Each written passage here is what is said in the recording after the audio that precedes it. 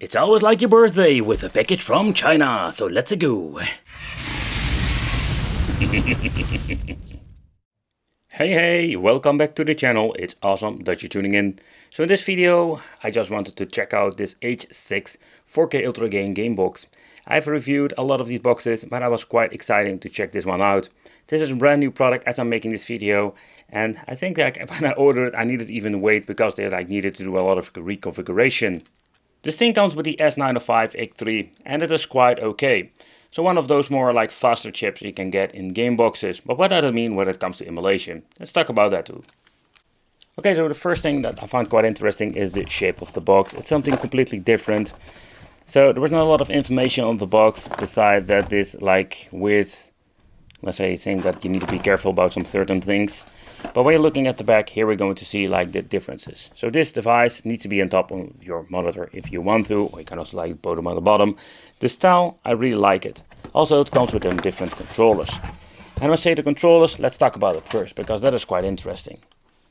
So we're not going to get ourselves the typical PlayStation 2 knockoff chemical controllers. No, we're going to get ourselves knockoff controllers on the Xbox One. And I must say, like, this is not to be compared with the original quality. This is like feeling really cheap. I think there's not even rumble in these things. But when you're looking at the overall quality, especially when you joysticks, and it feels so much better than your PlayStation controls. I'm a big fan of the Xbox controller, so I'm very happy to begin with. So the feel is absolutely cheap. The trigger feels okay. You got like this cheap feel to it. We do have like the A, B, and X and Y buttons. They are like also very long travel but cheap feel to it. The D-pad feels clickish, but feels very nice. We do have a mode, select start, and some 2 extra buttons. The joystick, that's where we're going to get like the most impressive thing of these knuckles controllers. You got this a very nice, like nice original controller touch to it, but also the joysticks feel very nice. I think the best feature of this controller is basically the shell and the joysticks. But okay, so let's look at the system itself. So in today's video, we're not going to get ourselves like a remodeled or an old TV box slapped in a new case. No, this is something completely different. Okay, but let's take a close look at the console. To begin with, this thing is very lightweighted, so I'm curious with the teardown, what are we going to get in the inside? That's absolutely something we're going to do. This thing 4K Ultra HD, but take consideration the games and everything runs on native resolution most of the times, so we're not going to even use or getting it close to the 4K.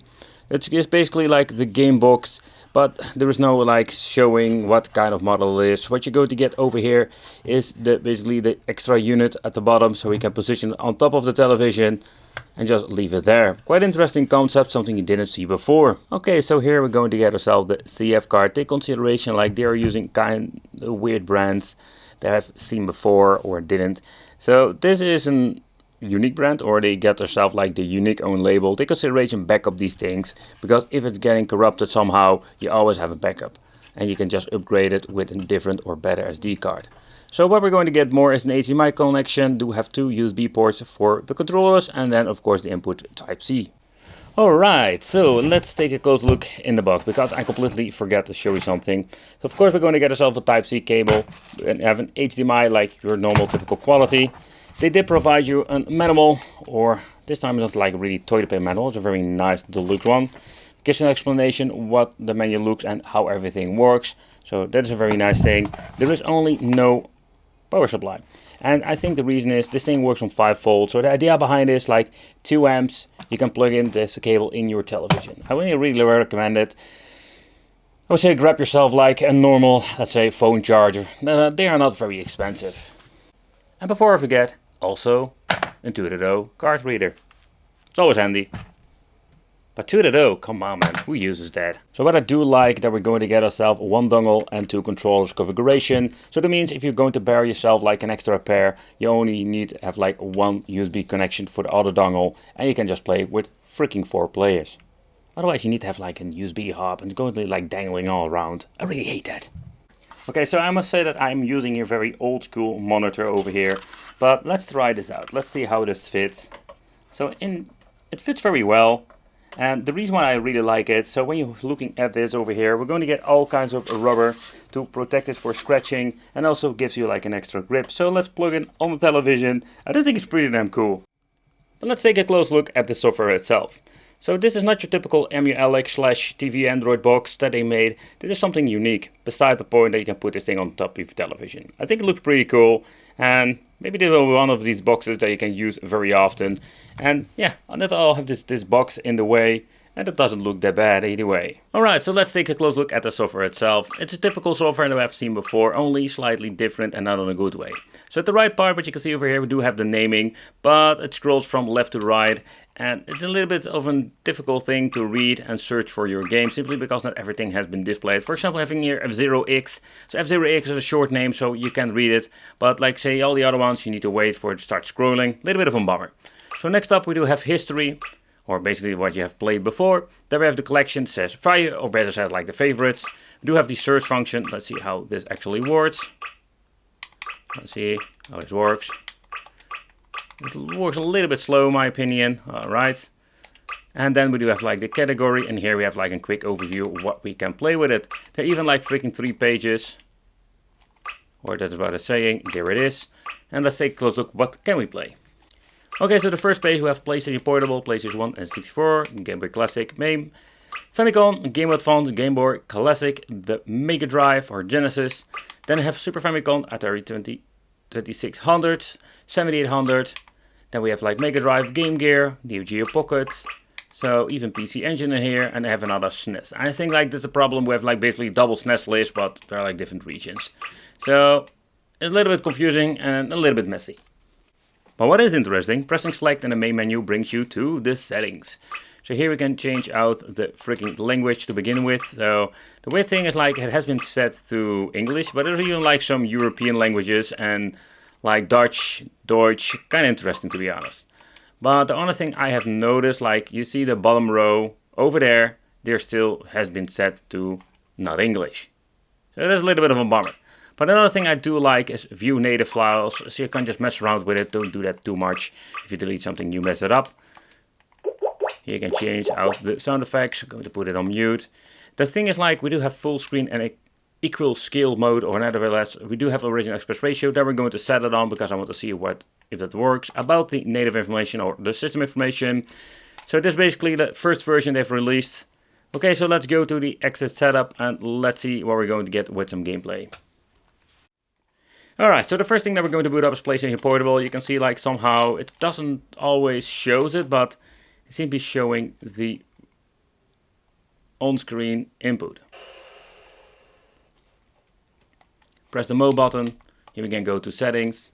Frame skip has been set to 1, what you can see over here. I'm not surprised because these things are too underpowered for playing it on full speed. But let's see if we can get rid of the freaking like... Yeah, show FPS counter please. That's also something I wanted to do. And let's see if I can go into the controls and change out that we can get rid of the on-screen controls. Yep, there he is. Alright, continue. And there we have it. Alright, so let's take a close look at some gameplay. There is no music. Kind of interesting. This is the first time actually that I don't have this game with some music. Okay, so we do have like 30 FPS. Alright, so let's see how far it drops down. 22. Yeah, so you know, these boxes are not great to place on PlayStation Portable. There will be games playable, but... And this is even like trading stage. If you're going to get on stage with a lot of stuff going on in the background, you're going to have like pretty now horrible emulation performance. But take consideration, I'm playing two-dimensional games. There are some games that will run okay. Okay guys, so next up let's play some PlayStation 1. And I must say like, these devices are more than powerful enough to run PlayStation 1. Doesn't matter what you throw at it, this is done Wipeout. But basically if you're going to get yourself on Body Roar 2, if you configure it correctly with the right emulator, it works just fine. Downside is there is no background music and didn't shut it down, it was like as is. And the only thing I do is like put a different file on it. Because this is something they also do, like removing the soundtracks. Maybe it's dual space.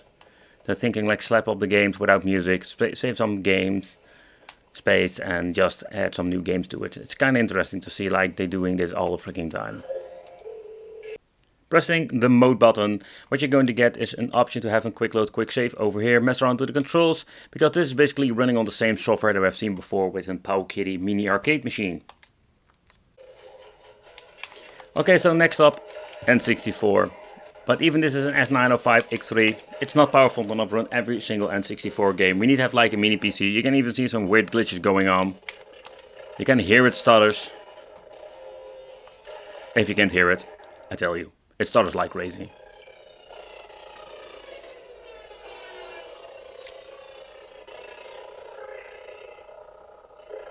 Wow.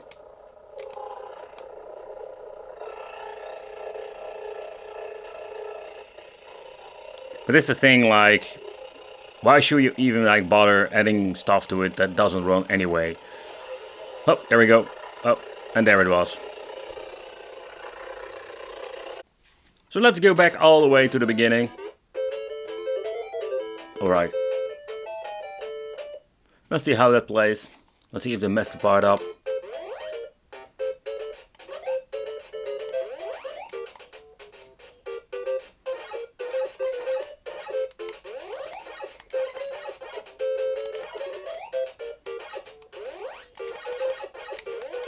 But so far so good.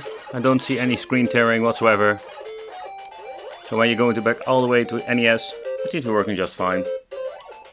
Alright, so let's see what happens when we're going to try some Neo Geo.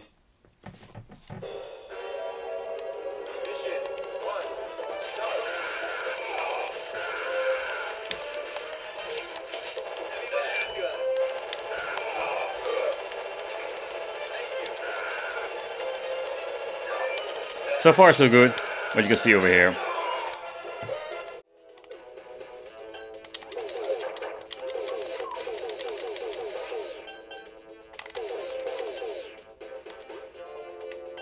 Okay, so let's take a close look at Genesis, just for fun, and I already killed myself. But so far I can hear and see the game runs very well. Spread out, baby!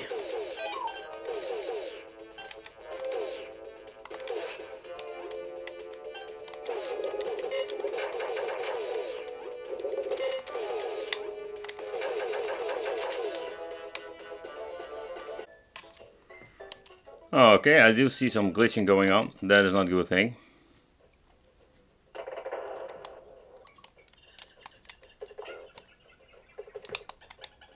So at the left and right part of the screen also something weird is going on.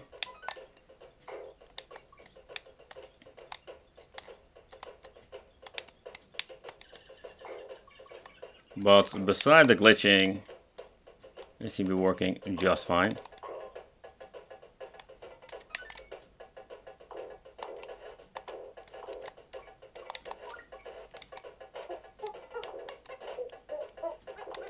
But I can say like the controls are completely like messed up.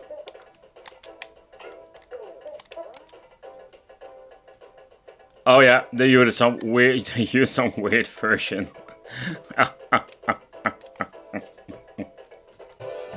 Okay guys, so unfortunate there's no Mortal Kombat testing because they didn't implement this on here. So let's try another thing. So basically these things are pretty damn cool if you want to use it for an arcade box.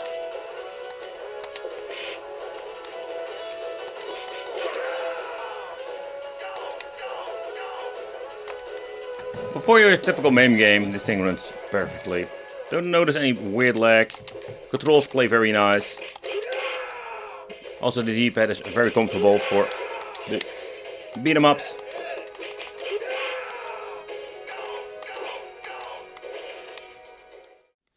Alright, so let's try the Splatterhouse on the PC Engine.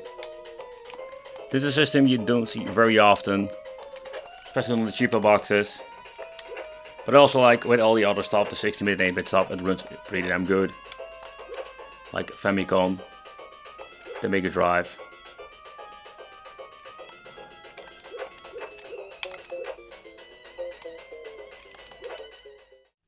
Okie dokie. So when it comes to the performance, this is basically what we're going to get and what I already was expecting.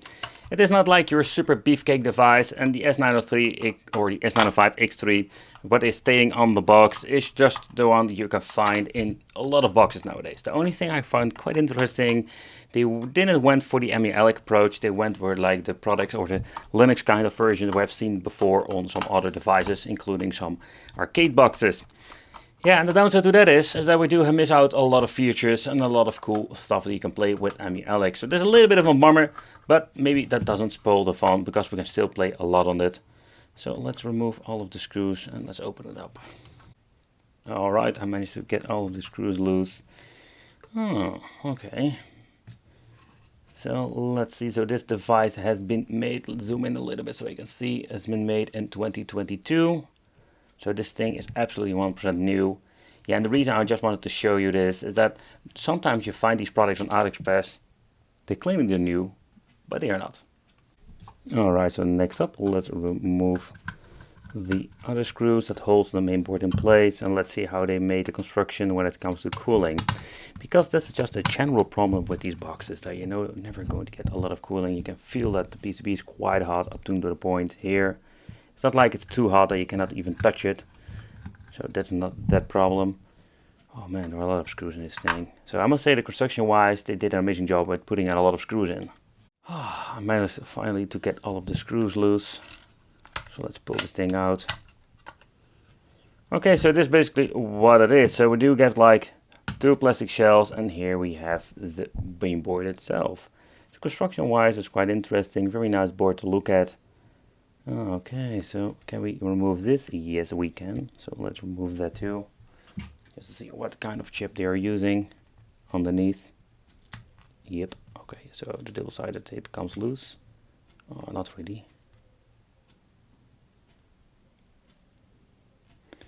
And they were not lying, because they are indeed using the AMLogic S905 X3. Yeah, and again, like, it's a quite interesting story. They didn't use EmuELEC, they just went for this approach.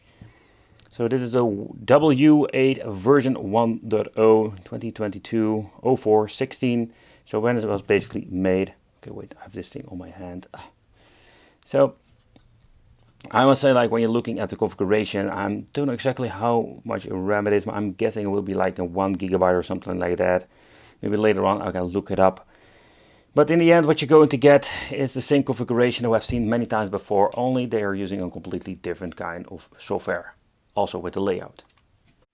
But okay guys, so what do I think of it? So to begin with, I really like the approach of the case. It's something new. Not really exciting, but just something new. When you're looking at the way how they made it, it's fairly cheap, the cooling is minimal, and it is something I was more like, add a fan to it, a little bit better cooling. Especially if you want to use this thing for years and many hours of gaming fun. The controllers are way better than the PlayStation 1, so that is absolutely a big improvement. Still feel cheap, but it's better than a non-working chemical PlayStation 2 controller. The overall performance, yeah, the layout, I say the software is a little bit outdated if you ask me. They could do a way better job at that, but beside that, this thing is not super bad. Unfortunately, we don't have the same support of platforms like with EmuELEC, so we do have some limitation there, and yeah, emulation performance and 64 PlayStation Portable, same story I've seen before. Well, thank you for watching, consider subscribing, hit that little bell, become one of the Wicked family, and I will see you in the next video.